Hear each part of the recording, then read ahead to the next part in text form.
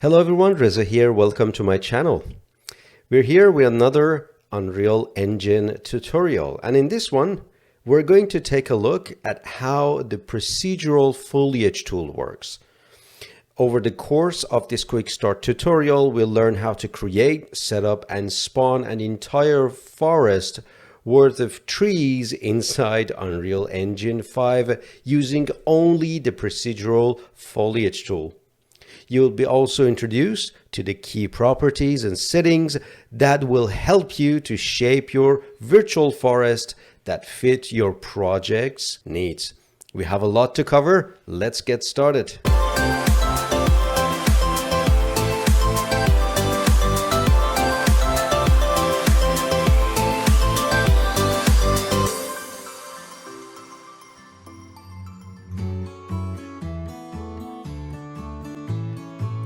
Before I jump into Unreal Engine, I need to basically finish off what we started in our previous video, making trees fast in SpeedTree. So hopefully you all watched this video. We went through from start to finish how to create a product like this.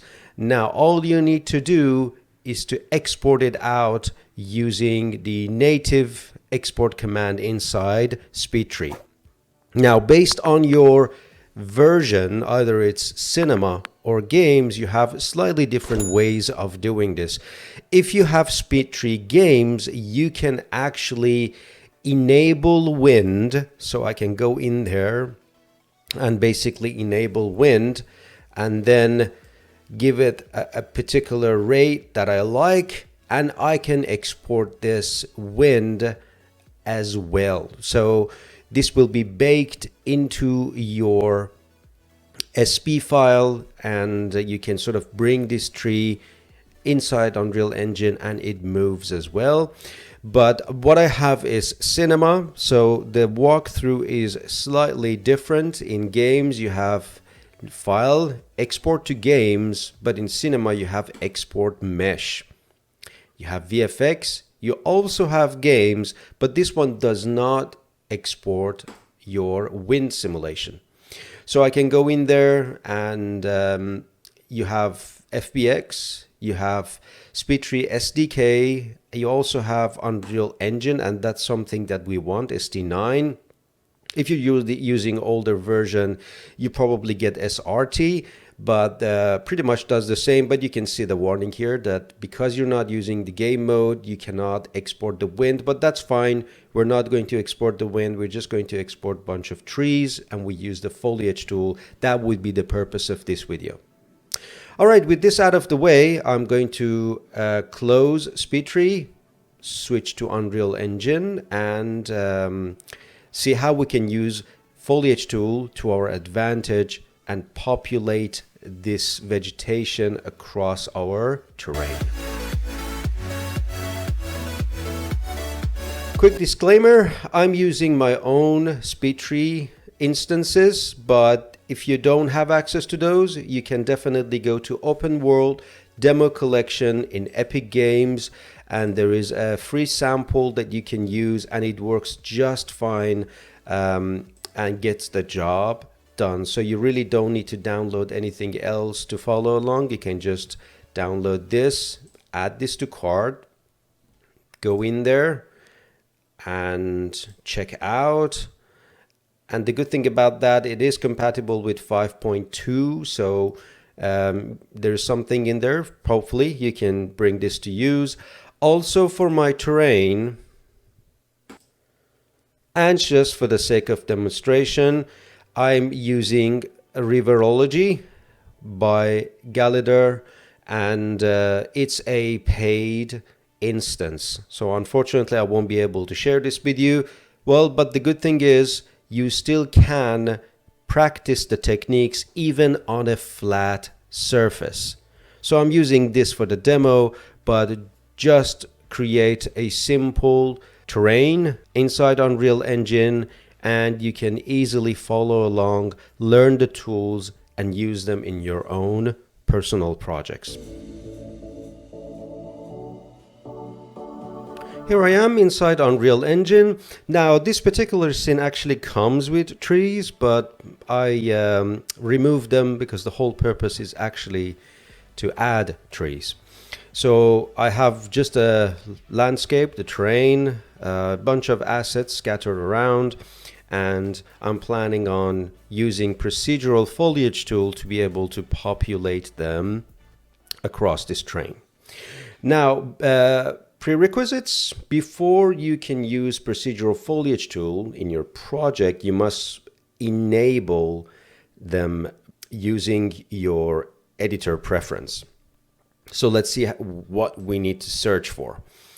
We go to Edit, Editor Preference.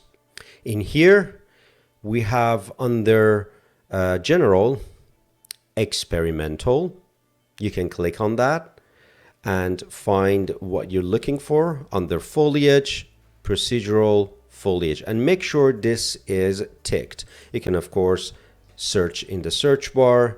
That brings the tick box, and make sure that is ticked because that will add to your foliage toolbar, and you will have then necessary tools to be able to scatter your assets around your terrain. So definitely keep that in mind. All right. Also, apart from my level, I have a foliage folder where I create my actors and static meshes for my foliage, and I have a SpeedTree library where I bring all the necessary trees and add them to my scene. Now, the first step, regardless of the method that you're using, is to create a static mesh out of your SpeedTrees. You right-click inside the content drawer, you go to Foliage, and you have two tools to create a static mesh foliage. One is Actor Foliage, and the second one is Static Mesh Foliage. And both of them will ask for your SpeedTree model. So it is important to have a SpeedTree model somewhere in your content folder so you can point to them and attach them to your foliage. You may say, Reza, what is the difference between the two? Because actually they do exactly the same, and they can be at times a little bit confusing. Actor Foliage comes at the same rendering cost as placing a normal actor into your scene. Just imagine how many objects you may place into your scene, and based on that, it can get very expensive really quickly, as you can imagine. So if you have one tree, if you have just a small garden to fill, probably you wouldn't be picky. But if you want to create a forest, I highly encourage you, for optimization's sake, not to use actor foliage. Instead, go with static mesh foliage. And the good thing about static mesh foliage is it uses hardware instancing. And many instances can be rendered with a single draw call. And you can imagine how much processing time you're saving using this static mesh foliage. And you may be wondering, you know, if it's a more difficult approach than actor foliage. Definitely not. They're pretty straightforward.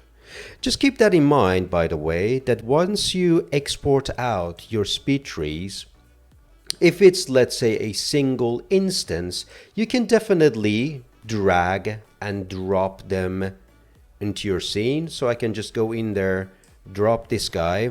I'm going to frame it, bring this forward here and say, you know what, is just one tree I'm trying to place, and there I have my tree.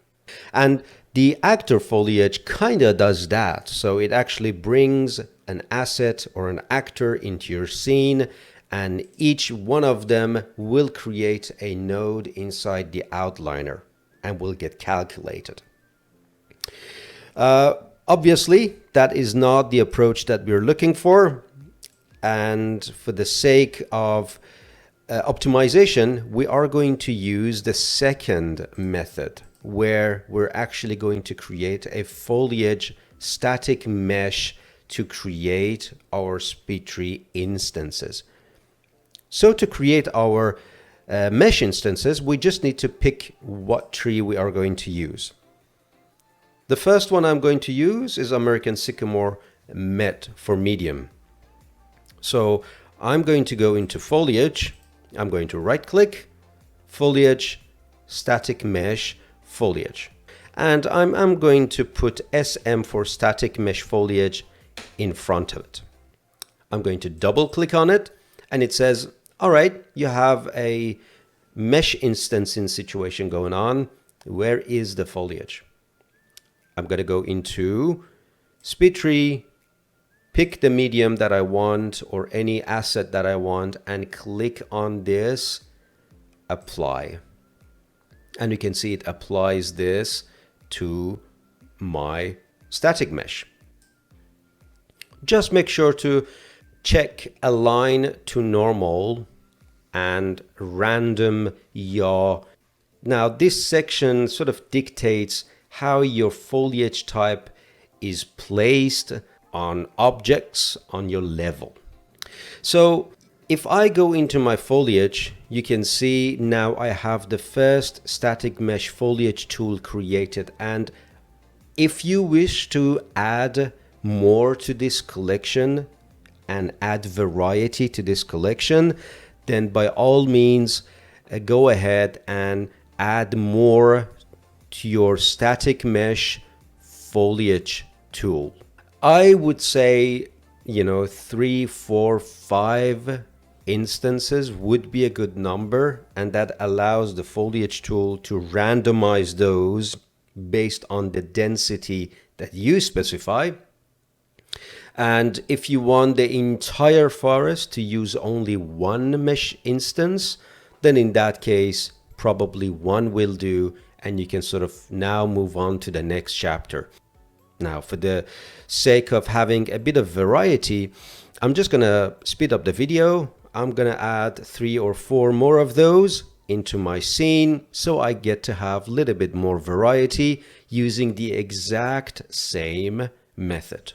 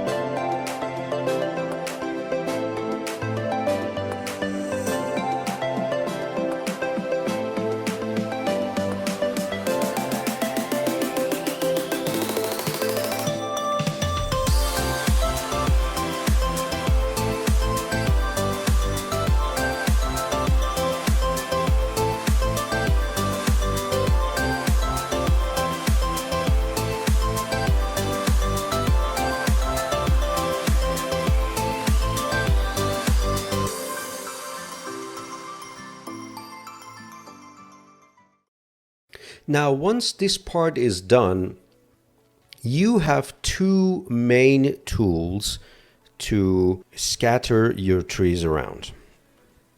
You have, if I go to my foliage, procedural foliage spawner, and in the mode drop-down, you have Shift 3 foliage mode. We're going to explore both of these methods. It's just a workaround. There is really no right or wrong way. And I will show you how to approach both methods, and you pick which one works for your project. Now let's take a look at the first method, procedural foliage spawner, how to create it, and how to tell the spawner what to spawn. That's actually fairly straightforward. I'm going to go and use this foliage folder, and I'm create my foliage spawner within that folder. So I'm going to right click, go to foliage, and procedural foliage spawner. PFS is a type of name that I'm always using for this particular node. I'm going to call that forest. And you can see there is nothing in my outliner just yet, because we need to pick an area and then tell the procedural spawner what to spawn. So let's go ahead and pick an area, probably somewhere around here is a good flat area to use. Let's actually pick this region. It's fairly flat, and we can definitely use that. I'm going to fine-tune my camera angle. Now let's go in there and just drag and drop it in here. And now with a simple transform node, WER, I am going to generate my boundaries. Try not to overextend your boundaries and make sure it's going inside your terrain but not too deep, because you don't want to create vegetation underneath the ground and just add to your computational time. So let's say that this is the area that I would like to cover. I'm going to expand that ever so slightly and move it forward. And you may have noticed that now I have PFS forest in my scene. And now we need to move to the next step and tell the spawner what we want this to spawn. To do that, we're going to double click in the content browser to open this FPS forest window, and you can see right underneath everything else we have foliage type 0 array elements. It says that, well, I have the boundary box, I do not have any elements in it. Well, let's create one. I'm going to go and probably instead of picking all of them, I'm going to pick 2 for the sake of demonstration. So first you need to select and create an element. So click on this plus to add an element. Now we have a container and we can drag and drop our elements in there with the element selected. I'm just going to say use selected. And I'm going to go and pick the second one, creating a new element and use selected. Let's say for the sake of demonstration, I just want to use these 2 types or elements within my procedural foliage spawner. Now I have an element in the scene. I can now make use of its details window for this particular mode to resimulate. So once you select that, you need to look for procedural foliage, and within that procedural foliage we have resimulate. That is a very important window, and every time you go and change certain attributes within your static mesh, you have to go back and resimulate it.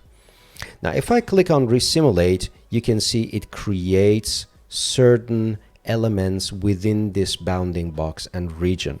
Now the reason that the density is low, because I've already gone ahead and tweaked that inside my static mesh, and that's a very, very important thing to do. If I double click on my element and go into procedural, and I'm going to scroll down until I get to clustering, you can see I set my initial seed density to 0.25, and the default value is actually very, very high. So if you would like to spawn your elements with the default value, you get a very packed, super dense area full of trees, and they're all colliding. That's why it's a good practice to go before you simulate and just reduce them ever so slightly, just to show you what happens if I reset this value to 1, which is the default value, and go ahead and resimulate. You can see the density is out of control. Now this may be something that you want, but in a large environment, you kind of need to go a little bit easy on this, especially if you don't want full coverage like that. If it's an aerial shot where you would like to see just trees, maybe that's a good idea. But in general, I just go into individual static meshes and I try to sort of find a happy spot in here. So maybe 0.3 for my first static mesh.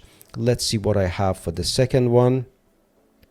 So I'm going to go in here. Yeah, that is close to non-existent. So I'm going to go and just use 0.1 on the other one. And you can see every time I make a change, I'm going to go and resimulate. And I'm getting a slightly different density. So that's pretty much how you use this tool. And while it's pretty good and you get the job done beautifully, the only issue that I have with this is to control the density. You cannot use this. You need to go into individual static mesh and tweak them manually, and that can be a little bit time consuming. Otherwise, when it comes to optimization and efficiency, this is a great tool to populate your assets around your landscape. You can see I have static, stationary, and movable to make this fully dynamic, or to make this static, but well, it computes everything a lot faster. And all the usual suspects that you usually get with any procedural nodes inside Unreal Engine. But of course, this procedural foliage drop-down is probably the most important one to be mindful of.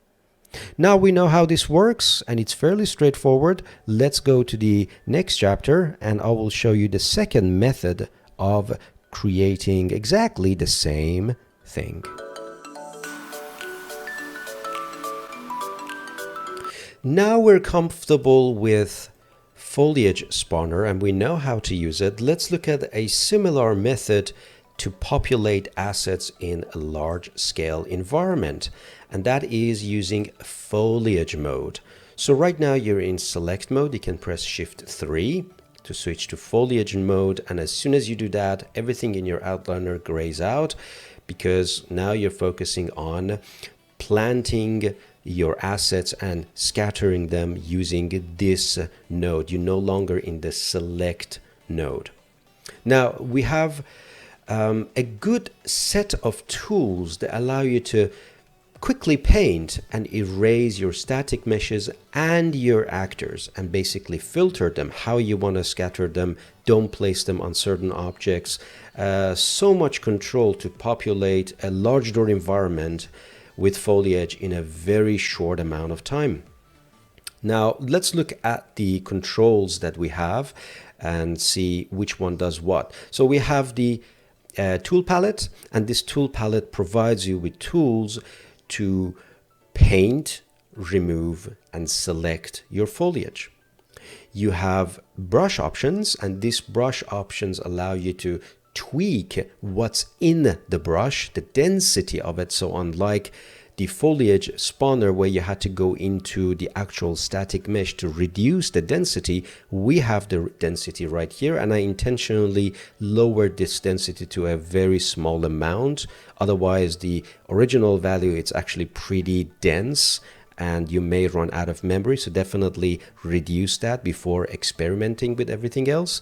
You can tweak around with this erase density to erase foliage from your landscape. You can filter what you would like to use your foliage. You would like to place the foliage in your landscape, yes, on top of static meshes, into foliage on top of the foliage. And if you have geometry with translucency, you can tick that off, saying that, all right, all I want is landscape, just place them on landscape. Then you have foliage. You can add either static mesh foliage or an actor foliage. You can bring them here. You can see my static meshes are appearing here. Well, an easier way is just to drag and drop all of them in here, like so. So by default, this tool is not going to work. You can see I'm just trying to paint and nothing is happening. I'm not given a presentation of my fall off for my brush, simply because we haven't included our assets. We have a good collection. You may have double the number, but you may not necessarily want all of them into your fall off brush to paint. And you can see gradually but surely how much control we get compared to Foliage Spawner tool. Let's say for the first pass, I just want to include 3 of them. I would like to include sycamore, I would like to include elm, and I would like to include a gum tree. Now I'm getting this foliage. Now everything that I paint will have these 3 assets in there, or 3 elements in there. Let's say that's what I want to get a little bit of coverage in the background. So what I'm going to do is I'm going to go in here. I'm just going to add a little bit of density. Let's say I don't want this, I just want to have 2, and I'm starting to paint these assets right here. You can see how quickly I'm getting a coverage. Let's say I want to add this one to the mix and go in here, and you can see very quickly I'm getting a coverage. I can do the same thing. This time I might include maple, and I'm reducing this to 0.001, and I'm going to start with some paints. Now within those, you can see I'm getting too much yellow in here. Of course, you can always undo. Within each brush, you can dictate how much density you can use within your fall off. Let's say for this one, I want to use only 20, and with this one I want to just use 25. For this American sycamore I want to use 100. For this 100, I'm not including this or this. I can actually bring this one to the mix and start populating based on my need. Now you may have noticed that if I could scroll down on each asset to see its details, it automatically brings a static mesh foliage property for me in the same window. So I have align to normal. We want that to be ticked. A little bit of randomization with random yaw.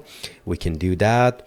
Static or movable. So static gives you speed, whereas movable give you a fully dynamic result when you're in gameplay. We all know that. Hopefully you have watched my lighting tutorial, and you have some controls for your shadows. So you want to cast shadow here, or cast contact shadow if you want, and a little bit of control over dynamic indirect and distance light field in case if you want to bake lights.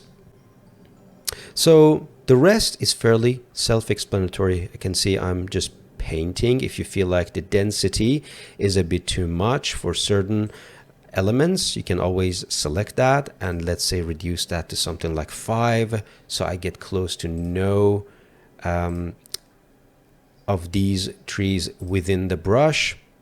Now let's say you want to use a single of these, so I'm just going to get and add a little bit more density in here and a little bit more density in here. I'm trying to find a good coverage at least for the background, so a little bit of that here, and maybe slightly bit more in here. So let's say this is good enough to get me started, and this is my first pass. But now I want to art direct this furthermore. I want to place certain elements, let's say in here, but I don't want to do it like putting the whole brush in there.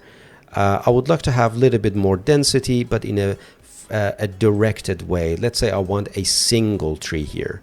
Well, one way is just to drag and drop a single SpeedTree here. But remember, if you're going that way, it's no longer mesh instancing. You're bringing a brand new actor, and that can be expensive.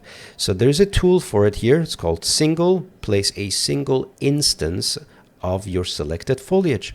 All I need to do is to pick one from this collection. So let's say I want this fall gum tree, and I'm going to deselect all of them. It is important to deselect all of them, otherwise it's going to place a single of each on top of each other in the same location.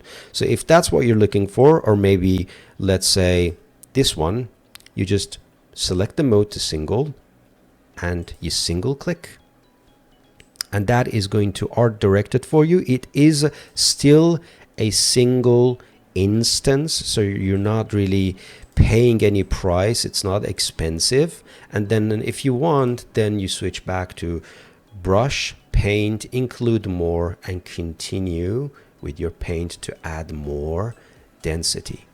It is really that simple, and I really truly like this method when it comes to vegetation and populating assets, populating foliage in your landscape. This is definitely one of my favorite methods. And then for the second pass, you can just continue with the coverage. I can actually enable that, bring it a bit higher, this density value, and you can just go around, and based on the filtering that you have, then you decide what exactly you're painting, how you're painting it, so on and so forth. So very intuitive, really incredible way of looking at your foliage and basically specify what you want or you don't want in the scene and take it from there. So that is really it. That is going to basically do the trick for us. Based on your camera, you're going to include or exclude. You can erase, you can deselect all of them or select all of them and do whatever you want with them. You can lasso select them. So basically this tool palette allows you to edit what you already have in the scene. You change the settings of each foliage when you select them. And in filters and brush, you basically specify what exactly you're painting on and with what density. And that is it. Once you're done, you switch back, and I'm just going to fix my outliner right here. And you can see we don't have any manual actors placing in the scene. And that is it. You set up your composition. You can even throw in a camera sequencer. I'm just zooming at the moment, but you can definitely throw in a camera sequencer, animate the sequence, make sure that your density works for you. You're pressing Ctrl L, using light shaft, and add to the drama of your scene and take it from there. Now, truly you found this video useful. Use these techniques in your own projects. Right now I'm trying to fine-tune my light shaft and God rays to see if it's working for me, but of course I can spend hours in this. This video was our last and final video of this year, and I think it's a great moment to thank you all for all of your support and all of your great comments and feedback. It's a community and we want to grow together as artists. So I hope you found this video useful and use it in your own projects. Let me know how you go in your comments below, and if you have any questions, definitely let me know. Have a great rest of your day. Happy New Year in advance, and wish you a successful year ahead. Until the next video, see you guys later.